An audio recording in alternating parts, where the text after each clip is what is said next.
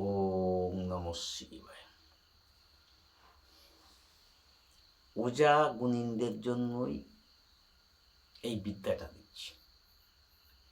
বিদ্যাটা এমন, যদি কোনো বাচ্চা ভয় পায়, কি পেঁচো পেয়েছে,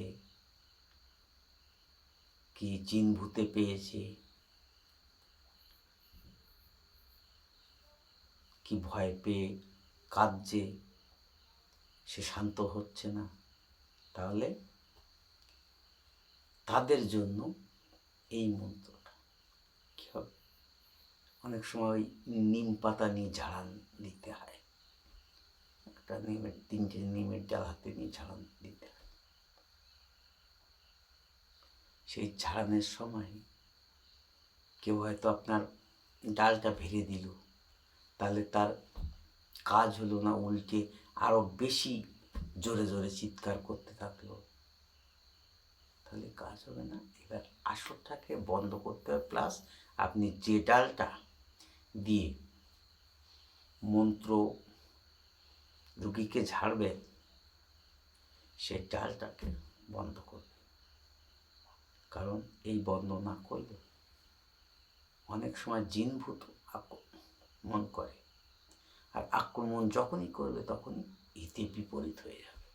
অতএব সবসময় মনে রাখবেন যে আপনার আসরটাকে বন্ধ করতে হবে, তারপরে রুগী দেখতে হবে, তার চিকিৎসা করতে হবে, কী অবস্থায় আছে, ভয় কেন পেয়েছে, কি হয়েছে, বা পেটে ব্যথা করছে কিনা, বিভিন্ন রকম যে যেমনভাবে বোঝেন আর কি।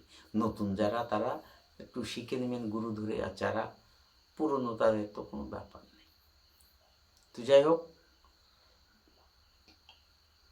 এনারাই এই নিমের ডালটা বন্ধ করবেন, প্লাস জায়গাটাকে একটু মাটি দিয়ে চারিদিকে ঘুরিয়ে ফেলে দেবেন, দেখবেন বন্ধ হয়ে যাবে। সেখানে একটা বাচ্চাকে ঝাড়াবেন, হয়তো ডানি খেয়েছে, কি বাতাস লাগা, কি পেঁচোয় পাওয়া, কি জিনে ভূতি পেয়েছে, এরকম অবস্থায় তাদেরকে ছাড়াবেন।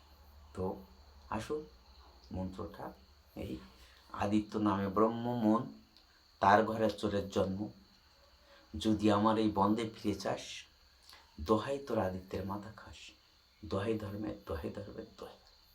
3বার এই ডালটা হাতে নিয়ে 3বার মন্ত্র বলবে আর ফুঁক মারবে, দেখবেন আপনার ডাল বন্ধ হয়ে গেছে, আর কেউ কিছু করতে পারবে না। এইবার বাচ্চাটাকে ঝাড়াকান করুন, জিন ভূত যা পেয়েছে আপনি সেইভাবে চিকিৎসা করুন। ওম নমঃ শিবায়। ভিডিওটি আমি এডিট করলাম।